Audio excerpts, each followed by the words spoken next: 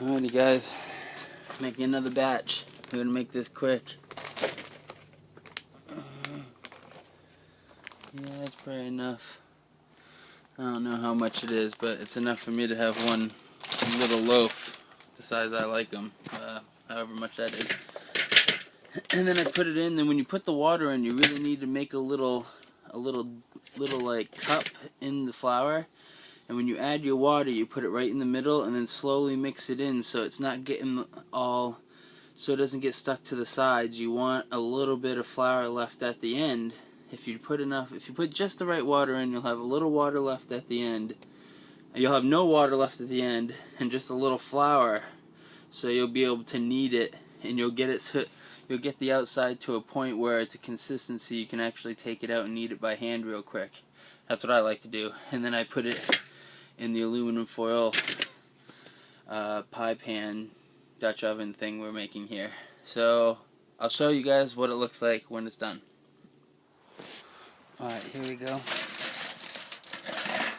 I actually have been mixing my dough in one of these water bottles that have been cut open. It doesn't stick to it really, so it works out pretty good, especially with a plastic spoon, because it doesn't really stick to that plastic spoon. But here we go. We got the pie pans. We got the loaf in there. Hopefully it comes out as nice as yesterday or better. Put it in here. I'm going to fold this up. You want to fold it in a way where you can use your aluminum over. I mean, the point of this is to have a very light setup here, you know. This only weighs grams between these aluminum setup right here. So you just carry your, I actually don't carry flour. I carry Bisquick. It's like a pancake, so you can make pancakes with it. You can make, when I make these loaves, it's kind of an in-between, it's kind of like a piece of bread crossed with a biscuit, because I knead it, so it's not so biscuit, it's more like a bread, not so biscuity. But yeah, we'll see what this looks like in a couple minutes here. So this is the second trial on this one. So the coals underneath it right now are very sparse. There's only a little bit, and I broke them up as much as I can so they were crumbled. And then I have actually 2 railroad spikes that are sitting on top of the coals to kind of give it a little space. You can use rocks or stones or something to give it a little space so the aluminum isn't sitting right on the coals. And then see, I just put 4 coals, really hot coals from the fire, and I'll keep a couple on there, but I don't put too many on there because that's what gave us that little burnt spot on our last one.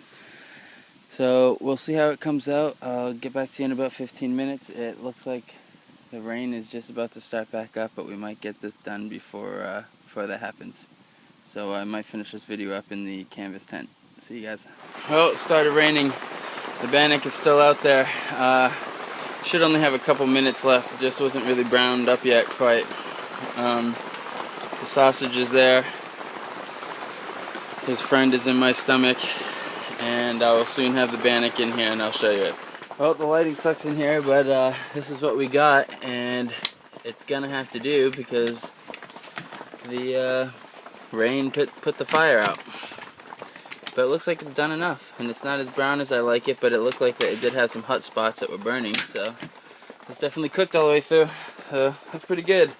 Yeah, the aluminum pie pans work pretty good, and if you're careful, you could just use the aluminum pie pans without any foil, and those are pretty light. You get the heavy duty ones, and they'll be a little stronger. These are the light ones, but they're $1.50 for 3, so you have a backup one with you, and you can fries food on them too if you really need to.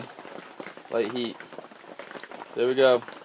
Aluminum foil pie plate Dutch oven. So I'm sitting here thinking, I'm going to take another look at this. This is the oven we just used. Yeah, I mean, when you use these aluminum pie pans and a little bit of aluminum foil, it's really light. You definitely can't get any pans that are going to be lighter than this. And you saw how that loaf came out. It baked really nice. I was thinking, like I was saying, I was going to do one with just aluminum, but I think really that's going to be a lot harder because you really need the space for the loaf to rise and a lot of hot air to get around it to really make it cook evenly. And I think that's why these pans really work so good. So, I mean, 2 pie pans aluminum pie pans are really light, and you probably don't even need to wrap them in the aluminum foil if you can just get them to stay together, you know, while you're cooking. But all that said, it was good, and I'll be baking lots of bread this way. I have a couple other ideas too. I want to split a log in half and then gouge out the center of it and try to bake a wood Dutch oven. I've been thinking about that for a while now, and I think a wood Dutch oven, you can make like a wood Dutch oven / wood crock pot. And you put all your veggies in it or your bread and cover the whole thing with coals. And leave it for a while, and it should cook right in there in the wood.